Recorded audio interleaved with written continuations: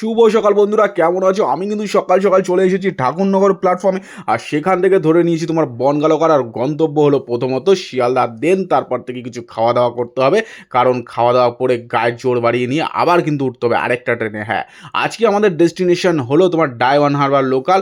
আর এই স্টেশনের নামটা কিন্তু জাস্ট আমার কাছে নতুন লেগেছে, ধামুয়া।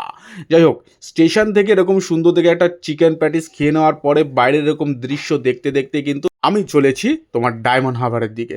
যাই হোক বন্ধুরা, বাইরের এত সুন্দর রেখে পরিবেশ বেশ মনটাকে বেশ আকর্ষিতই আমার করছিল। আর এরকম সবুজপানা মাঠ যখন তাকিয়ে দেখে আয় আয় আয় ঘুরে আসি, উফ, তাহলে এত কোনো কথাই নেই বন্ধুরা। যাই হোক, ট্রেনের মধ্যেই কিন্তু বেশ সুন্দর ফাঁকা ফোঁকা ছিল, খুব একটা ভিড় টিড় ছিল না।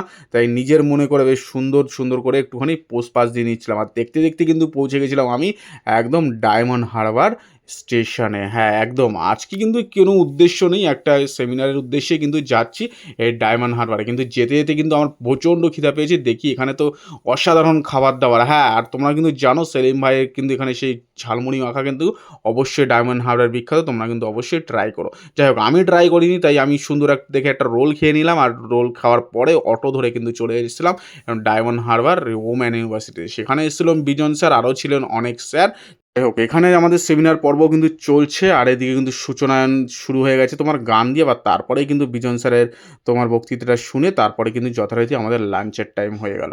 সেমিনারটা জাস্ট অসাধারণ ছিল। হ্যাঁ, আর এরকম বাইরে কিন্তু সুন্দর বৃষ্টি হয়েছে। যথারীতি আমাদের শেষ হয়ে গেছিলো যখন সেমিনারটা, তারপরেই আমাদের দিয়ে দিয়েছিল লাঞ্চ দুপুরের দিকে। আর দুপুরের লাঞ্চে কী কী ছিল তা তো তোমাদের সাথে অবশ্যই শেয়ার করতে হবে। হ্যাঁ দেখো, চলো খুলি। তারপর দেখো, প্রথমেই দেখছো একটা জলের বোতল দিয়েছে, তারপরে দিয়েছে এর ডাব্বাটার মধ্যে কী আছে অবশ্যই দেখাবো। আর তারপরেই দেখো এই ডাব্বাটার মধ্যে কী আছে। হ্যাঁ, স্যালাড রয়েছে।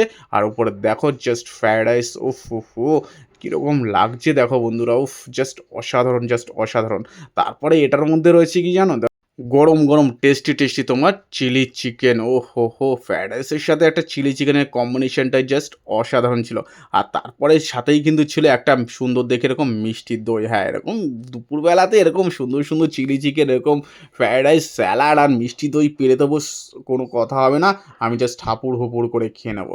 যাই হোক, এবার যথারীতি আমি ধরতে শুরু করলাম আর এরকমভাবে সুন্দর করে মুখের মধ্যে কিন্তু চালান করতে শুরু করলাম। বন্ধুরা, এটাই ছিল এই পর্যন্ত ভিডিওটা। অর্থাৎ ডায়মন্ড হারবারে আজকে আমার যা যা কাজকর্ম ছিল তা কিন্তু প্রায় শেষ। এবার আমি উদ্দেশ্য নিয়েছি বাড়ির দিকে যাওয়ার। হ্যাঁ, এবার সব প্রায় সন্ধ্যা হয়ে এসেছে। এবার আমি কিন্তু আবার চলে এসেছি স্টেশনে। তোমরা যারা নতুন আছো তারা কিন্তু অবশ্যই ফলো সাবস্ক্রাইব করে দিও, আর একটু অবশ্যই শেয়ার করে দিও পাশে থেকে।